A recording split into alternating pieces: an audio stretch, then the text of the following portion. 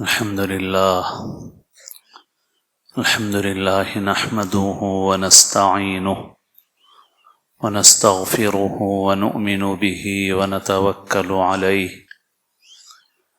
ونعوذ بالله من شرور أنفسنا ومن سيئات أعمالنا من يهد الله فلا مضل له ومن يضلل فلا هادي له نشهد أن لا إله إلا الله وحده لا شريك له ونشهد أن سيدنا ونبينا ومولانا محمدا عبده ورسوله صلى الله تعالى عليه وعلى آله وأصحابه وأتباعه وأزواجه وذرياته وبارك وسلم تسليما كثيرا كثيرا أما بعد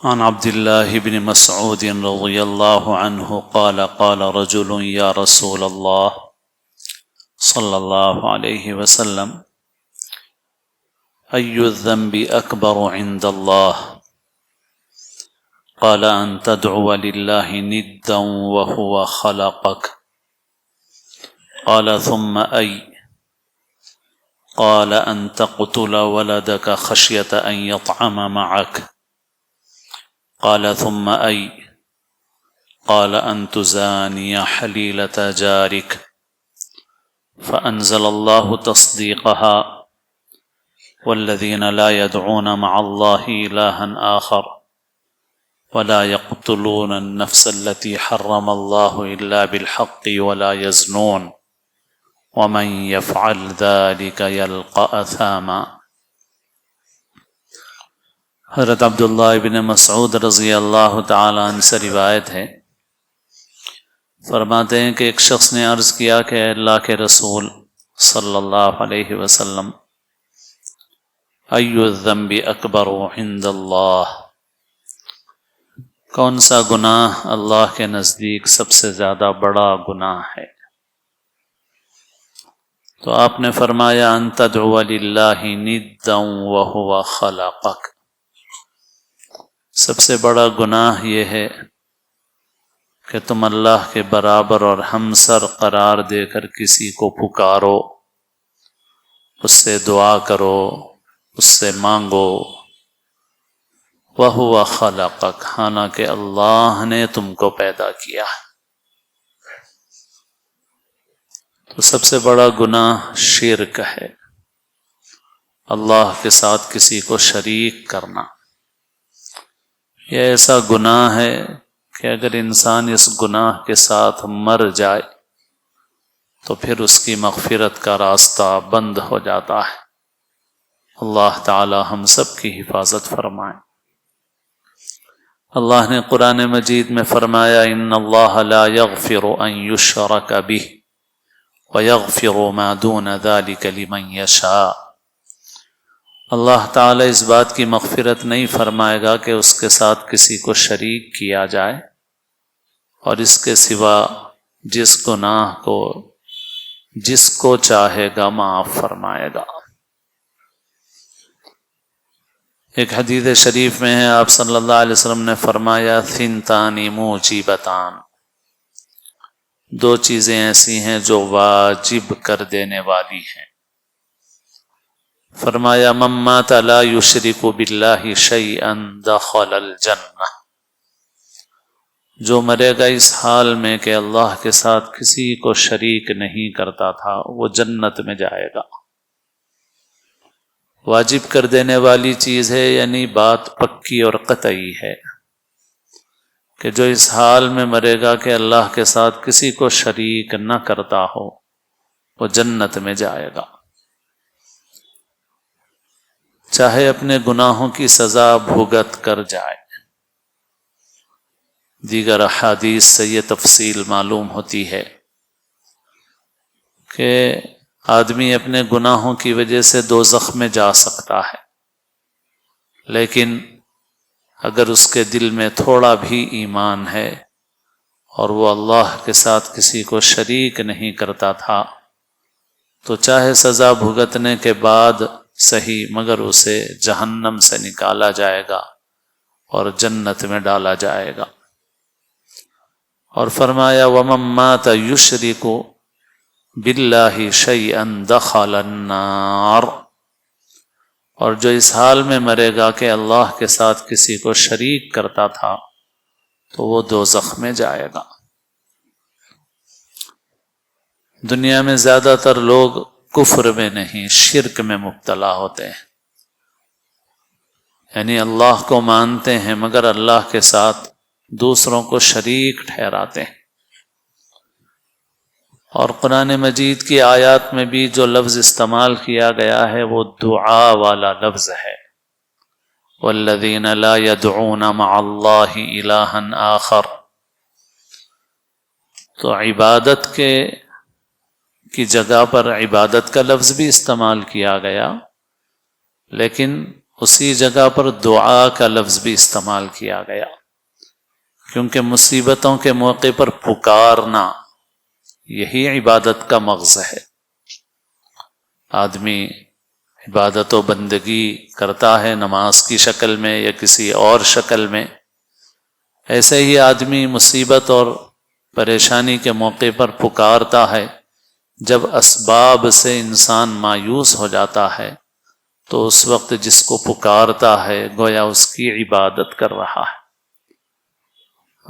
اسی لیے فرمایا ان تدعو للہ ندا وہو خلقک، تم اللہ کے ساتھ کسی کو پکارو حالانکہ اللہ نے تمہیں پیدا کیا۔ کسی اور کو پکارنا گویا اس کو اللہ کے برابر ٹھہرانا ہے۔ اور قرآن مجید میں اور جگہوں پر بھی یہ فرمایا گیا کہ اللہ کے برابر کوئی نہیں ہے۔ وَلَمْ يَكُنْ لَهُ كُفُوًا أَحَدٌ، اس کے برابر، اس کا ہمسر، اس کے ہم پلہ کوئی نہیں ہے۔ جہنمی جہنم میں کہیں گے تاللہ ان كُنَّا لَفِي ضَلَالٍ مُبِينٍ اذ نسویکم برب العالمین، اللہ کی قسم ہم کھلی گمراہی میں تھے جب ہم تمہیں رب العالمین کے مساوی کر دیتے تھے۔ اردو میں بھی یہ لفظ استعمال ہوتا ہے، عربی کا لفظ ہے مگر اردو میں تو عربی کے الفاظ، فارسی کے الفاظ اور دیگر زبانوں کے الفاظ بھی ہیں، تو بہت سے الفاظ ہمارے لیے بہت مانوس ہیں، نئے نہیں ہیں۔ مساوی، مساوات، اسی سے ہے نسوی، سوا یسوی تسویتاً۔ تو دوزخی کہیں گے اذ نسویکم برب العالمین، ہم تمہیں رب العالمین کے برابر ٹھہراتے تھے۔ یہاں پر بھی فرمایا ان تدعو للہ ندا، تم اللہ کے برابر قرار دے کر کسی کو پکارو، گویا اس کو تم نے اللہ کا ہمسر ٹھہرا دیا۔ اور اللہ کے رسول صلی اللہ علیہ وسلم نے جو تعلیم فرمائی ہے اس سلسلے میں وہ بھی ہمارے لیے بہت اہم ہے، کیونکہ بعض لوگ، ویسے ایک بات یہ بھی سمجھ لینی چاہیے کہ بعض مسلمان بعض خرافات میں، بدعات میں مبتلا ہیں، اور بعض چیزیں ان میں بدعت کے درجے کی ہیں، بعض چیزیں شرک کے درجے تک پہنچانے والی بھی ہیں۔ لیکن بعض لوگوں کا مزاج ایسا ہے کہ چھوٹی موٹی باتوں پر بھی بدعتی اور مشرک قرار دے دیتے ہیں، تو ایسا نہیں کرنا چاہیے۔ بدعات بھی الگ الگ ہیں، بدعات میں بھی الگ الگ درجات ہیں۔ تو بعض بدعات عملی بدعت ہیں، عقیدے کی بدعت نہیں ہیں، اور جو عقیدے کی بدعت ہے وہ زیادہ سخت ہے، وہ زیادہ سنگین ہے۔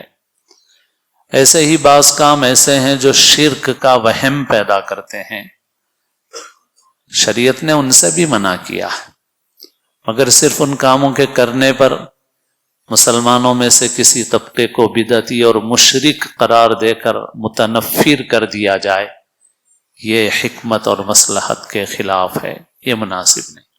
لیکن دوسری طرف بعض کام ایسے ہیں کہ جن کاموں کے اندر شرک کا نہ صرف شائبہ ہے بلکہ بہت قوی اندیشہ ہے، اور بعض مسلمان اس میں مبتلا ہیں، ظاہر ہے ان کو سختی کے ساتھ روکنے اور منع کرنے کی ضرورت ہے۔ جیسے ایک مرتبہ ایک نوجوان نے مجھ سے کہا تھا کہ قبروں پر پھول کا کیا حکم ہے، تو میں نے کہا کہ بھائی پھول کی بات بعد میں کر لیں گے، پہلے ناریل کی بات کر لیں کہ بھائی جہاں قبر پر ناریل پھوڑے جا رہے ہیں وہ کیا ہے، کس کا طریقہ ہے، کہاں سے آیا، اور کرنے کی بات۔ تو ظاہر ہے کہ تو کہنے لگے کہ وہ تو واقعتاً غلط ہے۔ میں نے کہا پھر آپ ویسی جگہوں پر شریک کیوں ہوتے ہیں جہاں پر یہ عمل انجام دیا جا رہا؟ ایسے ہی قبر کا طواف کرنا یہ صرف دیوبندی علماء کے نزدیک نہیں بلکہ اہل سنت والجماعت کا جو دوسرا بڑا مکتب فکر ہے، بریلوی مکتب فکر، بریلوی مکتب فکر کے علماء کے نزدیک بھی قبر کا طواف حرام ہے، بالکل کوئی اختلاف نہیں ہے۔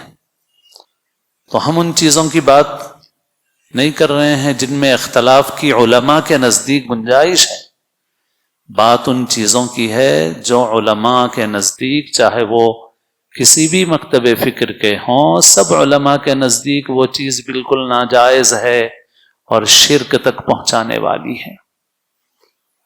تو جیسے بعض لوگوں کی بے اعتدالی ہے کہ ہر بات پہ بدعتی مشرک بول دیا، جیسے وہ غلطی پر ہیں، ایسے ہی جو لوگ ایسے کام کر رہے ہیں جو واضح طور پر شرکیہ کام ہیں، ان کو بھی فوری اصلاح کرنا چاہیے، حق بات کو قبول کرنا چاہیے۔ ہمارے بچپن میں، اور مجھ سے بڑے لوگ آپ حضرات موجود ہیں، کسی شخص کے ہاتھ میں اگر لال پیلی ڈوری نظر آئی تو یہ قطعی علامت تھی اس بات کی کہ یہ کوئی غیر مسلم بھائی ہے ہمارا۔ دیکھتے ہی طے ہو جاتی تھی یہ بات، اگر کسی کے ہاتھ میں ڈوری نظر آ گئی، لال ڈوری، پیلی ڈوری، کوئی بھی ڈوری، تو دیکھتے ہی ہم یہ سمجھ جاتے تھے کہ بھئی یہ کوئی ہندو بھائی ہے ہمارا، کوئی غیر مسلم وطنی بھائی ہے ہمارا۔ حیرت ہے، افسوس ہے کہ اب مسلمانوں کے اندر یہ رواج پا گیا ہے کہ وہ نیک لوگوں کی قبروں کے پاس جا رہے ہیں اور ڈوریاں باندھ باندھ کے آ رہے ہیں۔ استغفر اللہ، استغفر اللہ۔ میں ایسی بات نہیں کر رہا ہوں جو امت کو توڑے، میں وہ بات کر رہا ہوں جو امت کے لیے ضروری ہے، اور امت میں اختلاف کی چیز نہیں ہے یہ۔ اور میں عرض کرنا چاہ رہا تھا کہ رسول اللہ صلی اللہ علیہ وسلم نے کس طرح سے مزاج بنایا ہمارا، تربیت کی ہماری۔ دیکھیے صحابہ ہیں، صحابہ سے بڑھ کے ایمان تو کسی کا نہیں ہو سکتا نا۔ ہم تو اہل سنت ہیں اور ہم عقیدہ رکھتے ہیں کہ سب سے اونچا درجہ صحابہ کرام کا ہے، اور صحابی کے رتبے کو بعد میں آنے والا کوئی بڑا سے بڑا ولی بھی ان کے مرتبے کو نہیں پہنچ سکتا۔ صحابہ نے راست حضور سے ایمان سیکھا، حضور کی مجلسوں میں رہے، حضور کی آنکھوں سے ان کی آنکھیں ملی، حضور کے قریب بیٹھ کر ان کے دل نے حضور کے دل سے فیض حاصل کیا۔ وہ صحابہ ہیں، اور ان میں سے کوئی صحابی حضور کی خدمت میں گفتگو کرتے ہوئے یوں کہہ دیتے ہیں کہ ما شاء اللہ وشئت، اے اللہ کے رسول، جو اللہ نے چاہا اور آپ نے چاہا، جو اللہ نے چاہا اور آپ نے چاہا۔ تو رسول اللہ صلی اللہ علیہ وسلم کیا فرما رہے؟ اب آپ یہ بتائیے کہ کیا وہ صحابی نعوذ باللہ شرک کا عقیدہ رکھتے ہیں؟ نہیں رکھتے، مسلمان ہیں، پکے مسلمان ہیں وہ۔ مگر جب انہوں نے اس قسم کا جملہ کہا تو آپ صلی اللہ علیہ وسلم نے فرمایا اجعلتنی للہ ندا قل ما شاء اللہ وحدہ، کیا تم نے مجھے اللہ کے برابر کر دیا؟ کہو جو تنہا اللہ نے چاہا، تنہا اللہ نے چاہا. تو حضور نے یہ تربیت فرمائی، یہ تعلیم دی، یہ مزاج بنایا امت کا کہ امت اس معاملے میں کتنی حساس ہونی چاہیے، امت کو کیسا حساس رہنا چاہیے اس معاملے میں. تو انہوں نے کہا کہ ماشاء اللہ وشئت، حضور جو اللہ نے چاہا اور آپ نے چاہا. حضور نے فرمایا اچھا تم ایسی بات کہہ رہے ہو، یہ مناسب نہیں ہے. اجعلتنی للہ ندا قل ما شاء اللہ وحدہ، کیا تم نے مجھے اللہ کے برابر ٹھہرا دیا؟ یوں کہو جو تنہا اللہ نے چاہا. اچھا بعض وقت اسباب کے درجے میں مخلوق کا چاہنا بھی دخل رکھتا ہے. تو اللہ کے رسول صلی اللہ علیہ وسلم نے دوسری حدیث میں فرمایا کہ اگر سبب کے درجے میں تم کسی اور کے چاہنے کا تذکرہ کرنا چاہتے ہو کہ اللہ نے چاہا اور آپ نے بھی اس میں ہمارا ساتھ دیا، تو فرمایا کہو ما شاء اللہ ثم شاء فلان، جو اللہ نے چاہا پھر فلاں نے چاہا. تعبیر بدل گئی تھوڑی سی، واو میں اور ثم میں فرق ہے. ما شاء اللہ وشئت میں واو کا استعمال کیا جائے تو برابری اور ہمسری کا مفہوم سمجھ میں آتا ہے، اس سے منع فرما دیا. ثم کا لفظ استعمال کیا جائے تو برابری اور ہمسری کا مفہوم نہیں رہتا. تو آپ نے فرمایا اگر کہنا ہی چاہے سبب کے درجے میں کسی کا تذکرہ کرنا چاہے تو کہے جو اللہ نے چاہا پھر سبب کے درجے میں آپ نے چاہا، فلاں نے چاہا، یہ کہو. تو بتانا کیا مقصد ہے؟ بتانا یہ مقصد ہے کہ اس معاملے میں مسلمان کو ایسا ڈھیلا بھی ہونا نہیں چاہیے. اگر ایسی ڈھیل مسلمانوں کے لیے مناسب ہوتی تو رسول اللہ صلی اللہ علیہ وسلم اس طرح سے تنبیہ نہ فرماتے. تو اس وجہ سے یہ اہم بات ہے. اس لیے غیر ضروری فتوے بھی نہ داغے جائیں اور غیر ضروری تشدد اختیار کر کے توڑ پیدا نہ کیا جائے، مگر یہ بھی نہ ہو کہ ایسے کام جن کی اجازت کسی بھی مکتب فکر کے علماء نہیں دیتے. میں تو دوسرے دوستوں سے بھی کہتا ہوں امت کے جتنے طبقات ہیں وہ سب ہمارے بھائی ہیں، جتنے اہل سنت. میں ان سے یہ نہیں کہتا کہ آپ اگر ہم سے ہمارے مکتب فکر کے علماء سے متفق نہیں ہیں، کوئی ضروری نہیں ہے. آپ اپنے مکتب فکر کے مستند علماء سے پوچھئے، آپ اپنے مکتب فکر کے مستند علماء سے پوچھئے کہ یہ عمل کیسا ہے. صرف جو چلا آ رہا ہے وہ کر رہے ہیں آپ، اور علم حاصل کیجیے. بہت سی چیزیں ایسی ہیں کہ اگر علم حاصل کرو تو خود بخود خلیج کم ہو جاتی ہے، سمٹ جاتی ہے، اور بے علمی اور جہالت کی وجہ سے خلیج بڑھ جاتی ہے اور گمراہیاں بھی پیدا ہو جاتی ہیں. تو بہرحال آپ صلی اللہ علیہ وسلم نے فرمایا کہ سب سے بڑا گناہ یہ ہے ان تدعو للہ ندا وہو خلقک، کہ تم اللہ کے ساتھ کسی اور کو ہمسر ٹھہراؤ، اسے پکارو حالانکہ اللہ نے تجھے پیدا کیا.